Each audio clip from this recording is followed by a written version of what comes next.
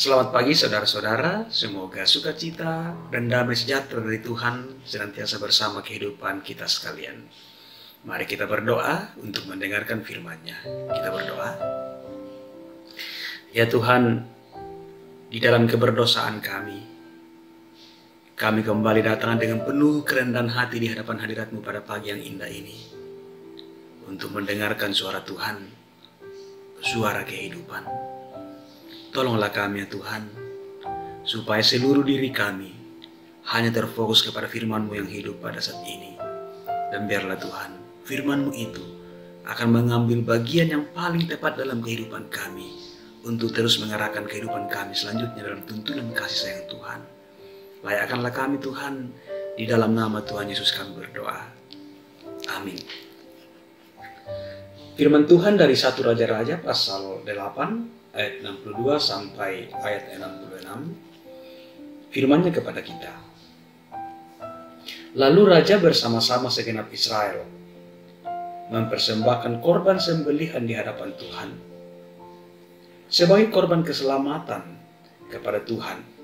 Salomo mempersembahkan 22.000 ekor lembu sapi dan 120.000 ekor kambing domba. Demikianlah raja dan segenap Israel menthabiskan rumah Tuhan itu. Pada hari itu juga, raja menguduskan pertengahan pelataran yang di depan rumah Tuhan. Sebab disitulah ia mempersembahkan korban sajian dan segala lemak korban keselamatan. Sebab mezbah tembaga yang di hadapan Tuhan itu terlalu kecil untuk membuat korban bakaran dan korban sajian dan segala lemak korban keselamatan itu. Lalu Salomo mengadakan perayaan pada waktu itu juga di hadapan Tuhan Allah kita selama 7 hari bersama-sama dengan seluruh Israel, suatu jemaah yang besar dari jalan masuk ke Hamat sampai sungai Mesir. Pada hari yang ke-8 disuruhnya bangsa itu pergi. Maka mereka memohon berkat untuk raja, lalu pulang ke kemah mereka sambil bersukacita dan bergembira atas kebaikan yang telah dilakukan Tuhan kepada Daud hambanya dan kepada orang Israel umatnya. Demikian firman Tuhan. Saudara-saudara, Rehat edisi Rabu 27 Mei 2020. Aku dan persembahanku, kaleku sola pemalaku. Saudara-saudara, pernahkah kita merasa rugi saat memberikan persembahan? Dan apa alasan untuk memberikan persembahan? Untuk apa persembahan yang banyak, yang mahal-mahal untuk Tuhan itu? Saudara-saudara, Salomo mempersembahkan korban sembelihan di hadapan Tuhan bersama dengan umat Israel. Ayat 62. Salomo mempersembahkan persembahan yang cukup besar, sebanyak 22.000 ekor lembu sapi dan 120.000 kambing domba. Sebuah persembahan yang cukup besar nilainya. Perayaan penabisan dilaksanakan selama 1 minggu bersama dengan seluruh orang Israel, atau istilah yang dipakai dalam Alkitab, jalan masuk ke Hamat sampai sungai Mesir. Ayat 65 bacaan kita.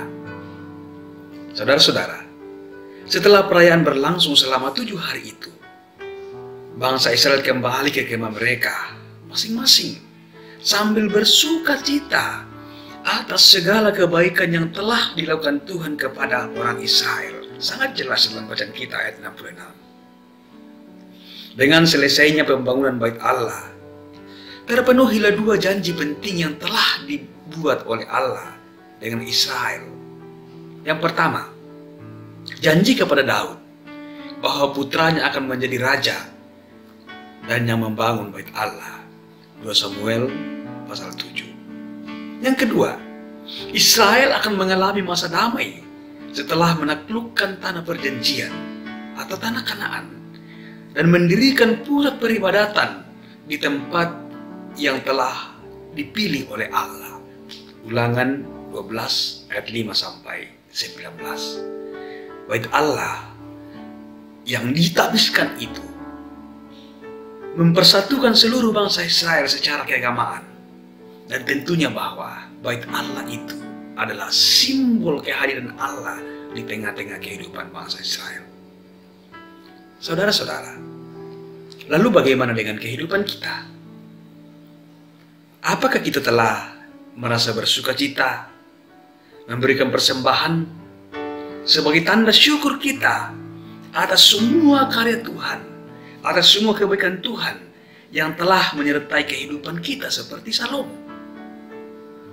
Salomo sungguh mengalami kasih Tuhan, sehingga dia memberikan persembahan yang begitu besar ke hadapan Tuhan. Bahkan mengajak bangsanya untuk datang memberikan persembahan juga, datang beribadah kepada Tuhan. 1 Raja-Raja pasal 8 ayat 61 berkata seperti ini. Dan hendaklah kamu berpaut kepada Tuhan Allah kita dengan sepenuh hatimu, dan dengan hidup menurut segala ketetapannya, dan dengan tetap mengikuti segala perintahnya seperti pada hari ini. Salomo mengajak bangsanya untuk terus menyembah Tuhan, berpaut kepada Tuhan dan menuruti segala perintahnya. Di dalam relasi itulah sehingga ia mempersembahkan persembahan yang begitu banyak sebagai rasa syukurnya atas pemeliharaan Tuhan.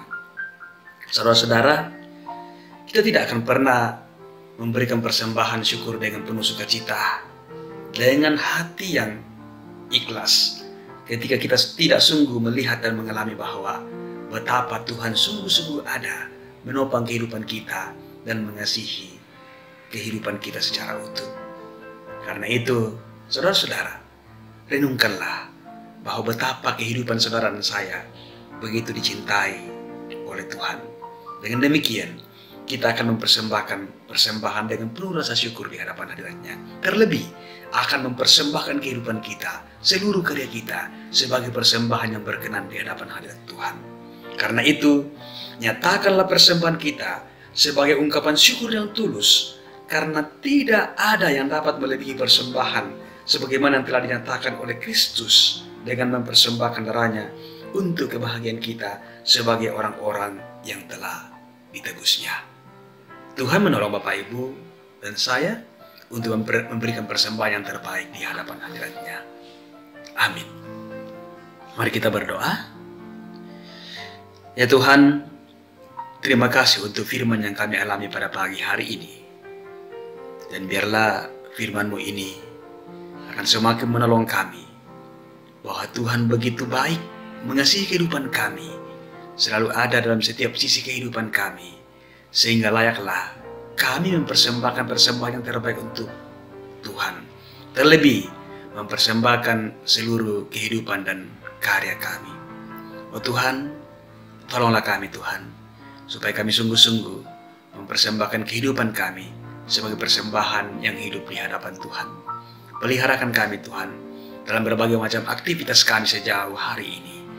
Di dalam nama Tuhan Yesus, kami datang berdoa kepada Bapa di sorga. Amin.